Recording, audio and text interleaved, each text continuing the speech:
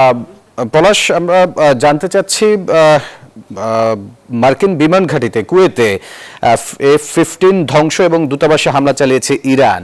আর বাংলাদেশিদের আসলে কি পরিস্থিতি দেখছেন, কেমন আছেন তারা?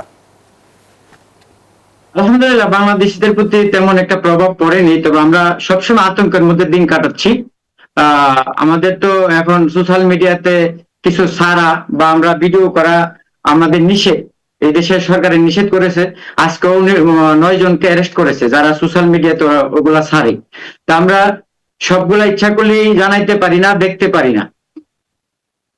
আমাদের কুয়েতের প্রবাসীদের তেমন একটা প্রভাব পড়েনি।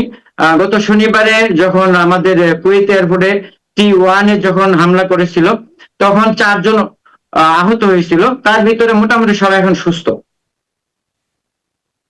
তারপরে আমাদের আজকের নিউজ, আজকে আমাদের যে সালমি বলে যেখানে আহ আমেরিকান ঘাঁটিতে শুনছি অনেক ব্যালিস্টাইন মারছে। তো ওইখান থেকে তাদেরকে সরিয়ে সুবান ক্যাম্পে নিয়ে আসছে। যতটুকু আমাদের বাংলাদেশি আর্মিদের সাথে আমি কথা বলছি, তারা বলছে যে আমাদের ওইখান থেকে সরিয়ে আমাদেরকে সুবান ক্যাম্পে নিয়ে আসছে। আমাদের এখানে কুয়েতে মোটামুটি বাংলাদেশের তেমন কোনো সমস্যা নাই। শনিবার থেকে এই পর্যন্ত। Bashundhara public school and college 2026 শিক্ষাবর্ষে ভর্তি চলছে।